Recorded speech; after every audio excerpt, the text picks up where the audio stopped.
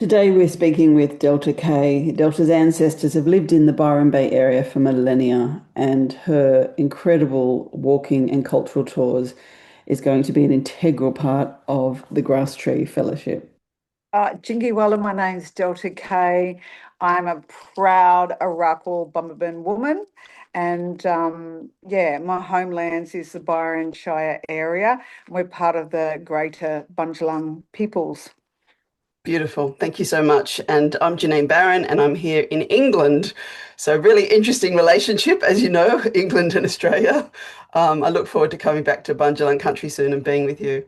So, we're just going to have a short chat today, Delta, about three things. But I'd love you to start with contextualizing this town of Byron Bay a little bit differently for people, both in Australia and globally. It's known as got a tourist destination, but I know your beautiful aunties we've made a historical agreement with the New South Wales government. And so I wondered if you could just offer that lens and a little bit of history for people around it so we can start to look at Byron Bay differently. Oh, totally. And that's what I like to say to my guests who come on the tours and, want to connect and hear the true story of Byron Bay, because it's more than that glossy tourism town. There's an old story to it.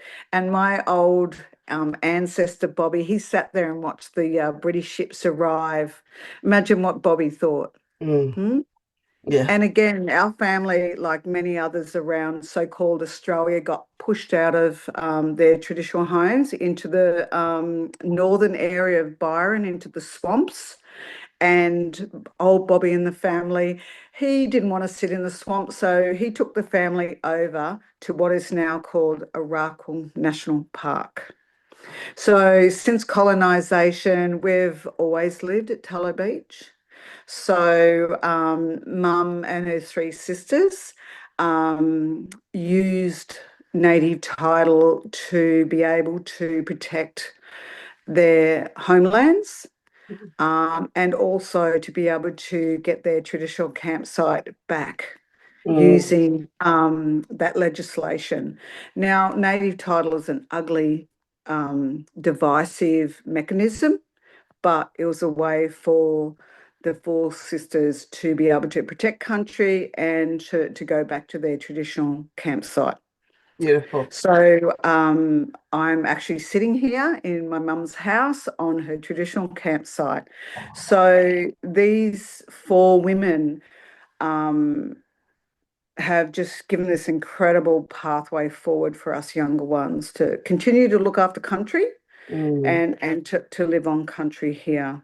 yeah, Yeah. beautiful. And as someone who's lived around the Byron Shire for 30 years, I know your aunties were such a presence always, and have very fond memories of them holding space for so many of us. So, yeah, I really honour your aunties and thanks for explaining that. What was an amazing long story, very briefly. So, thank you. Which leads us on to your cultural tours. Here at the GrassTree Fellowship, we've specifically asked you to take our participants on what is known as a cultural tour.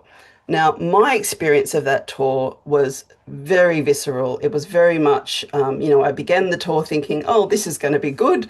And I think very quickly I was feeling things and I was feeling in relationship to that land very, very differently because you have a very unique way of sharing that. So I knew I wanted you to take our participants. Can you just talk briefly about what that experience is like for you and what your intention is and how that might leave us thinking about nature? Look, when I started my tours, it was always with what my what my mum and my aunties have always instilled in me. And that was that, using education, that's the way we're going to change the way that people see our culture. And it's also a way to use our customs to be able to invite people in to see through country through our eyes, through our perspective. And a really big part of our customs is welcoming people and treating them like family. Now, that's how Aboriginal people all around Australia, treated our guests who came in to do the right thing. Mm, So it's just only natural to invite people to come in and come be part of my family. mm, Welcome. You're in our homelands, but there's rules that you yeah, must adhere to. Just like if I came to your home, yeah. I have to adhere to your rules, Mm, and that is respect. And mm, respect is number one growing up, and mm, respect is how we treat ourselves and each other in this beautiful country that we're walking on. That's how mm. simple it is. Beautiful. Simple. And one thing that struck me is the way you used language on the tour, where the way I've learned language is that it means something, right? There's an object and it has a name. But can you talk to us briefly about the way you use language, where there's layers of stories around words that you use, and how that changes that Yeah. relationship to the landscape? Yeah. So a really big part of growing up is observation. So what's happening around you now? Mm, And so we're using these words that describe what's happening on country. And we also have our traditional names of our significant sites. So it's really nice to be able to share the true names of these sites around Byron Bay with our guests because they're quite excited because they've been to Byron Bay a few times and they didn't know that, mm, yeah, that place had a true name yeah, and how sacred it is to our people. Um, and a really big part of that is that, these sites, these traditional names, the language around it. Um, It's been there for thousands of years. mm, That is our law. That's our tradition. That's our customs. mm, So to be able to share that insight with guests that come to Byron, that this site here, mm. this is its name. It's always been known by this, Yeah, and this is how we behave around this area. yes. Now you're And touching on we're something being very, taught. sorry to interrupt. You're touching on something really powerful there, which is the word we would use for that is governance, which is that there are ways decisions are made. There are ways you are in Correct. relationship people. And that this is what we want to explore at the GrassTree Fellowship. And we thought we're certainly looking at legal routes, we're looking at academic routes. These are important, but we wanted our participants to feel and understand what we can learn from First Nations governance.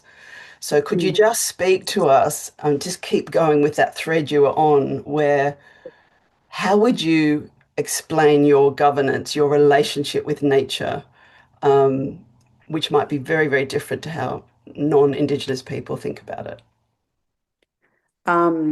Well, governance, rules, or traditional law. Mm, It's how we behave. It's how we interact with country. mm, It's understanding when we're not allowed at a certain place. We have to avoid it.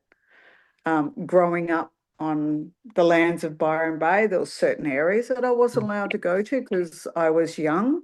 So you have to be patient and wait mm, to be able to access certain areas. So that's really important growing up. Um, and it's like you're going through school throughout your whole life because Western schooling, you get told these things. And I suppose by our way of being is that it's just totally different. yeah. There's a lot of patience. Uh, there's a lot of rules. Yeah, So that's I love the language you're using here because I asked you about governance and you go to things like listening, patience, observation. But as you mm, point out at school, governance means rules, follow, learn, yeah. right? So this is, to me, seems like a very radically different paradigms. And what we're wanting to do in the Grass Tree Fellowship is bring those together so that we can Mm. start to see if we've learnt one way, how can we possibly develop a relationship with nature differently if we're living through that lens? So I think let's just finish on, I'd just love you to talk more about that, where if we're going to help people have a different sense of, different relationship with nature, these skills of observation and patience, if you could just talk a little bit more about that and how that might just be a powerful turning point for the whole of humanity potentially. Just watch an animal. Again, you're observing. I Mm. mean, along the coastline, you're always seeing our beautiful hunting birds. Are they, making all this noise? No. They're looking, they're listening, they're quietly hunting. Mm. And it was beautiful growing up with the elders, and we're being a bit too noisy, the lips, that body language. They're looking up and you start looking up and straight away yep, there's the eagle and he's teaching us to do this. Mhm. Be silent. Mm. I love that. Well, I really look forward to being with you in person and for everyone else to experience that energy with you. Because I think they're the skills we need in these times. If we're going to be talking about how we make decisions as a society, I think there's a lot to learn from First Nations relationality. So thank you so much, Delta. Thank you, Um, Janine. And it's time we slow down yeah, because yeah, society's getting very fast and we're missing out on what's in front of us. yeah, Open all these incredible senses. Yeah, yeah. it's Beautifully said. time. I'm already, you're making me more excited because I know that when we're all standing with you on Bundjalung country with you doing this tour and we're going to be experiencing all these things you've talked about in our bodies, and that's going to really transform how we start to think about governance. So thank you so much, Delta. Pleasure. Fantastic. We'll see Right. you on Zoom and then we'll see you in person. Yay. So Yay. good. All right. Fantastic. So, Really thrilled. Nabu, see you soon. Nabu. Nabu. If you'd like to join us in the GrassTree Fellowship, just go to ecocentrics.au/grasstree and you'll find this webpage with all the information you need to register and join us on this extraordinary journey. Just click the registration button here.